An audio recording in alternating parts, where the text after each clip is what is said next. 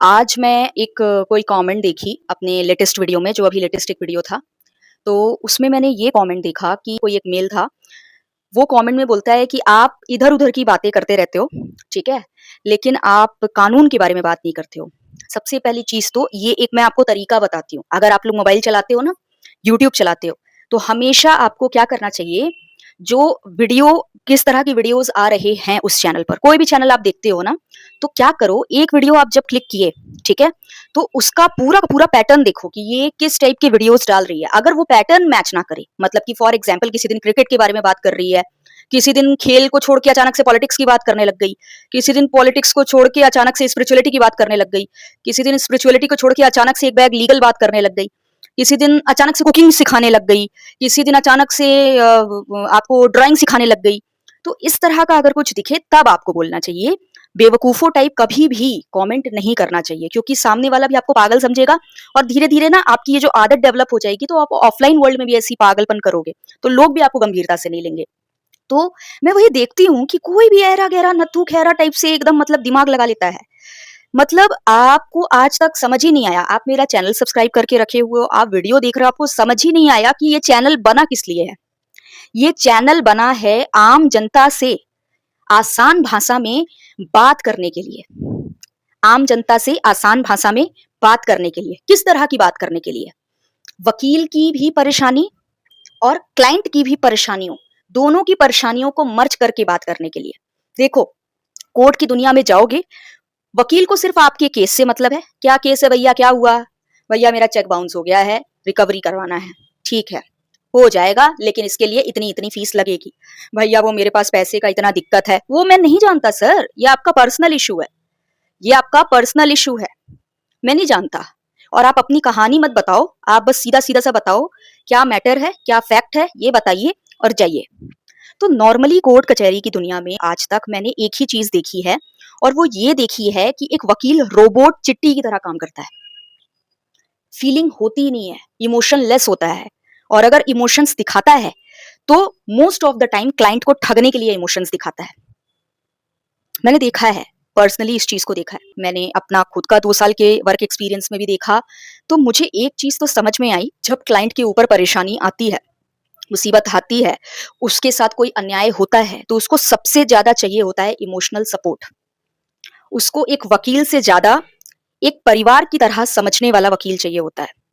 कानून का ज्ञान रखने से ज़्यादा एक परिवार की तरह उसकी तकलीफ को समझने वाला वकील चाहिए होता है। और इस चीज़ का एहसास मुझे उस दिन हुआ था, जब मेरे साथ कोई मेरे चेक का गलत उपयोग किया था। मेरे चेक को बाउंस करा दिया था, मुझे नोटिस भेज दिया था। उस परिस्थिति में सबसे पहले वकील के पास पहुँचकर मैं अपना जो लीगल सॉल्यूशन था वो बाद में पूछी हूँ, और पहले अपना दुःख बताई हूँ कि भैया देखो, मैं इतनी ईमानदार हूँ, उसके बाद भी किस तरीके से वो आदमी मेरे चेक का इतना गलत यूज़ किया और मुझे झूठा फँसाने की कोशिश कर रहा है। और वो दोनों तीनों लॉयर्स बैठ के चाय पीते हुए मेरी कहानी सुन रहे थे। नहीं बोले, तू बोल आधा घंटा हो गया है, 1 घंटा और बोल। तो मैं पहले अपना कहानी सुनाई, रोई-गाई, जो भी करना था की। देन आफ्टर बोलते, हो गया तेरा? मैं बोली हाँ हो गया। बोलते इससे बड़े-बड़े चेक बाउंस के मैटर देखे हम लोग, तू टेंशन मत ले, कुछ हज़ार का मैटर है, ये बहुत चतुर नर बन रहा है, पर इसको हम लोग अच्छे से एक्सपोज़ कर देंगे कोर्ट में, तू टेंशन मत ले, अभी सिर्फ रिप्लाई देने पर फोकस करते हैं, ठीक है? अभी तू बस जितना तेरे से डिटेल माँग रहा है उतना डिटेल दे दे, और उसके बाद जा। रही बात तेरे दुःख की, तेरे दर्द की, हमने तुझे सुना और मुझे लगता है अब तुझे थोड़ा रिलैक्स फ़ील हो रहा होगा। अच्छा लग रहा है कि नहीं लग रहा है? तो मैंने बोला हाँ, रिलैक्स तो मुझे फ़ील हो रहा है। कोई नहीं सुन रहा था, लेकिन आप लोग इतने अच्छे से सुने, ऐसा लगा जैसे कि मेरे अपने बड़े भाई लोग सामने बैठे हुए हैं। तो उन लोगों ने कहा कि हाँ, यही चीज़ मतलब हम लोग का तो थोड़ा वकालत करने का तरीका यही है कि पहले क्लाइंट को हम काम डाउन करते हैं, क्लाइंट के साथ हम थोड़ा-सा एक कहा जाए इमोशनली एक जुड़ने की कोशिश करते हैं, उसके बाद उसके सामने बाकी चीज़ें रखते हैं। मेरा मेल भी अगर आप देखोगे, रिप्लाई जो आता है, उसमें मैं बीच-बीच में थोड़ा-सा एक इमोशनल काउंसलिंग होती है ना, उस रिप्लाई में इमोशनल काउंसलिंग भी देती हूँ। छोटे-छोटे से कुछ 3-4 लाइन्स में मैं हिम्मत रखिए, हो जाएगा, आपको न्याय मिलेगा, इस तरह की मैं लाइन्स ऐड करती हूँ। तो मेरा ऐसा मानना है कि जब कोई क्लाइंट कोर्ट आता है, तो वो सबसे ज़्यादा इमोशनली टूटा रहता है, इमोशनल ब्रेकडाउन उसका हुए रहता है। उसको जेन्युइनली अपना जो वकील है ना, वो अपने परिवार, अपने दोस्त से भी ज़्यादा बढ़कर दिख रहा होता है। और अगर आप बेसिक इमोशनल कनेक्शन एक बिल्ड नहीं कर सकते अपने क्लाइंट के साथ, इमोशनल कनेक्शन का एक्सट्रीम की बात नहीं कर रही, कुछ लोगों को मैंने देखा है, भाई वो अलग ही लेवल का इमोशनल कनेक्शन बना लेते हैं क्लाइंट के साथ। मतलब इतना अनप्रोफेशनल चीज़ें हो जाती हैं कि मैं क्या बताऊँ। अनप्रोफेशनल चीज़ें नहीं करनी है। मतलब मेरे को देखो मेरे से जब लोग बात करते हैं ना, तो बात करते-करते ना मैडम, मैडम बोलते-बोलते दीदी तक पहुँच जाते हैं, बहन जी तक पहुँच जाते हैं। तो ये होता है कि वो बात करते-करते इतने इमोशनल हो गए कि बहन जी और दीदी बोलने लग गए, बिटिया बोलने लग गए। ना, तो हमको यही चीज़ करना है। मेरे पापा भी कई बार मतलब ऐसे चाचा जी और दादाजी ऐसे करके बोल देते थे। मतलब कहाँ पर मिश्रा जी और पांडे जी बोलते थे और फिर अचानक से धीरे-धीरे बोल देते थे कि अरे चाचा जी, अरे जो अगर उनसे ज़्यादा एज के हैं तो चाचा जी, दादाजी इस टाइप से ऐसे या भैया जी, उस तरह से बोल देते थे। तो क्लाइंट के साथ एक बेसिक एवरेज लेवल की इमोशनल कनेक्टिविटी बनानी बहुत ज़रूरी है। रही बात कानूनी ज्ञान की, कानूनी ज्ञान ऐसा नहीं है कि मैंने बिल्कुल नहीं दिया है, लेकिन सेक्शंस वगैरह मैं यहाँ पर अपने चैनल पर इसलिए नहीं बनाती हूँ क्योंकि ऑलरेडी पूरे के पूरे यूट्यूब में अगर आप देखोगे, इतने बढ़िया-बढ़िया एक नंबर वकील हैं, जो कि बहुत ही अच्छी कानूनी जानकारी देते हैं, मुझसे कहीं ज़्यादा अनुभवी हैं, मुझसे कहीं ज़्यादा हाई डिग्री वाले हैं। ठीक है? तो हमको किस तरह के कंटेंट बनाना है? हमें एक ऐसा कंटेंट बनाना है जो यूट्यूब की दुनिया में बिल्कुल ना मिले। अभी आप एक सर्च मारो लीगल चैनल्स के, जहाँ पर कानून बताने वाले, लेटेस्ट लॉज़ बताने वाले ढेरों वकील मिल जाएँगे। लेकिन जिस तरह की इमोशनल बातें मैं करती हूँ, अपनी तकलीफ़ें आपको बताती हूँ कोर्ट की दुनिया की कि मैं क्या फेस कर रही हूँ, अपनी लाइफ़ स्ट्रगल्स भी कई बार शेयर करती हूँ। एक वकील के तौर पर मैं किस-किस तरह की परेशानी फेस कर रही हूँ, मैं ये बताती हूँ। आप लोग भी कमेंट सेक्शन में आकर अपना थोड़ा दिल हल्का कर लेते हो, अपनी बातें लिख देते हो कि मेरे साथ मैडम इतना बड़ा धोखा हुआ, ये हुआ, वो हुआ। तो मैं तो या तो थोड़ा-सा इमोजी भेज दूँगी, अफ़सोस ज़ाहिर करने वाला, या फिर ओके लिख दूँगी, या फिर मुझे अगर ऐसा लगेगा कि इनको थोड़ी सलाह की आवश्यकता है, तो मैं आपको अपना ईमेल आईडी दे देती हूँ। तो ये जो है, ये यहाँ पर ट्रूली लीगल चैनल इसीलिए बनाया गया है, जहाँ पर जनता की परेशानी, जनता की भीड़ में जाकर सुनी जाए। प्रोफेशनली आप कोर्ट में जाके सुन रहे हो, दैट इज अनदर थिंग। आप अपने ऑफिस में सुन रहे हो, चैम्बर में सुन रहे हो, वहां आप एक वकील हो। पर यहाँ पर आप सिर्फ एक वकील नहीं हो, यहाँ पर आप एक इंसान भी हो, एक मनुष्य भी हो जो दूसरे इंसान की तकलीफ को समझने की कोशिश कर रही है। तो मैं जब इस चैनल पे आती हूँ, चाहूँ तो मेरे पास ब्लेजर रखा हुआ है काले कलर का, व्हाइट कलर की शर्ट पड़ी हुई है, 2 मिनट लगेगा पहनने में, पहन के आऊं मैं और एक वकील के तौर पर बैठकर यहाँ पर ज्ञान दूं। लेकिन मैं वकील तो हूँ, लेकिन अभी फिलहाल जब मैं वीडियो में आपसे बात कर रही होती हूँ, तो किसी की मैं बेटी समान होती हूँ, किसी की बहन समान होती हूँ। इस तरीके से मैं बात करती हूँ। समझ गए? तो आप इस चीज़ को समझिए कि मैं ट्रूली लीगल चैनल के माध्यम से भारत की उस जनता के साथ जुड़ने की कोशिश कर रही हूँ, जो कि बहुत ही भावनात्मक है और जो कि बहुत ही भावना के साथ अपने वकील के पास जाते हैं। लेकिन वकील एक मशीन की तरह काम करता है, इमोशनलेस होता है और अपने फ़ायदे को सबसे ऊपर रखता है। ऐसे नहीं लोग मुझसे जुड़ रहे हैं। 4 तकलीफ़ें मैं अपनी बताती हूँ, 4 तकलीफ़ें वो अपनी बताते हैं और हम सब मिलकर तकलीफ़ों पर बात करते हैं इस चैनल पर। और ट्रूली लीगल नाम क्यों रखा है? क्योंकि ट्रूली लीगल असल मायने में यही है।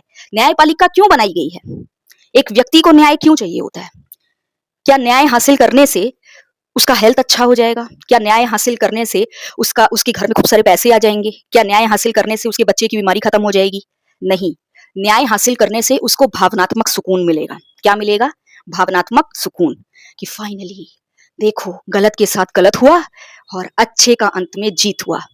वो अपने इमोशनल सेटिस्फेक्शन के लिए, अपनी जो सोल के पीस के लिए, सुकून के लिए एक वकील के पास आता है, कोर्ट के पास आता है, न्यायपालिका के पास आता है।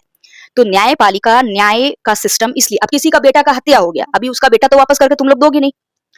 लेकिन उस जिसने हत्या की है, उस बंदे को सजा दिलवाकर आप कहीं ना कहीं अपने आप को एक भावनात्मक सुकून दे दोगे। थोड़ी सी आपको एक भावनात्मक हीलिंग मिल जाएगी। समझ रहे हो? आप उस ट्रॉमा से थोड़ा निकल जाओगे। तो इमोशंस की वजह से ही एक व्यक्ति कोर्ट में आता है और सबसे ज्यादा उसको जरूरत होती है इमोशनल सपोर्ट की, और कोर्ट उसको इमोशनल सपोर्ट ही नहीं दे रहा, वकील उसको इमोशनल सपोर्ट ही नहीं दे रहा, जज उसको इमोशनल सपोर्ट ही नहीं दे रहा। सबके सब एक मशीन की तरह, एक फीलिंगलेस मशीन की तरह उसे सुन रहे हैं, और वो भी बेचारा एक फीलिंगलेस व्यक्ति की तरह लिखित में अपनी सारी बातें बता रहा है। आपको पता है, जब एक लड़की का रेप होता है, वहां पर जिस तरह से ट्रायल चलते हैं, जितने जल्लादपूर्ण तरीके से, जितनी आजादी दी जाती है विपक्ष के वकील को सवाल करने की, उस लड़की को ऐसा लगता है ना कि उसका दोबारा रेप हो रहा है। जवाब देते टाइम सारी चीजों को बार बार लिखित में लिखना, बार बार स्टेटमेंट देना, उस चीज की वजह से उसको ऐसा लगता है कि मेरा दोबारा रेप हो रहा है। कोर्ट में फीलिंग्स की कोई जगह ही नहीं रह गई है। वकील के अंदर अपने क्लाइंट को लेकर एक्चुअल एम्पैथी, सिंपैथी रही नहीं गई है। आपको पता है मेरी बातें सुन के कितने लोग ऐसा हो जाता है कि हम देख लेंगे अपने लेवल पे। इस तरीके से लोगों के अंदर कई लोगों ने अपना वकील छोड़ दिया, खुद लड़ाई लड़ने के लिए चल दिए, सिर्फ मेरी बातें सुन के। सोचो इतना उनको हिम्मत आ गया कि हो गया मैडम, हमको किसी वकील की जरूरत नहीं है, हम इन पर्सन काम कर लेंगे, ठीक है, कैसे भी लड़ेंगे, बार बार बेइज्जती होगी जज के सामने, जो भी होगा, पर हम खुद अपना केस लड़ लेंगे, ठीक है। तो कभी कभी ना आपको ज्यादा सलाह देने की जरूरत नहीं होती है, सेक्शंस बताने की जरूरत नहीं होती है, बस थोड़ा सा लोगों का सहारा, इमोशनल सहारा, एक भावनात्मक सहारा बनने की आवश्यकता होती है। पब्लिक बेवकूफ नहीं है, भारत की ये जो जनता ये जो सुन रही है मुझे, ये बेवकूफ नहीं है। साक्षी गुप्ता कोई भगवान नहीं है, या ये जो कानून है ये कोई भगवान नहीं है, या फिर ये जो न्यायपालिका का सिस्टम है ये कोई भगवान नहीं है, जज कोई भगवान नहीं है। हम सब इंसान ही हैं, हम सबको एक जैसा ही दिमाग मिला है।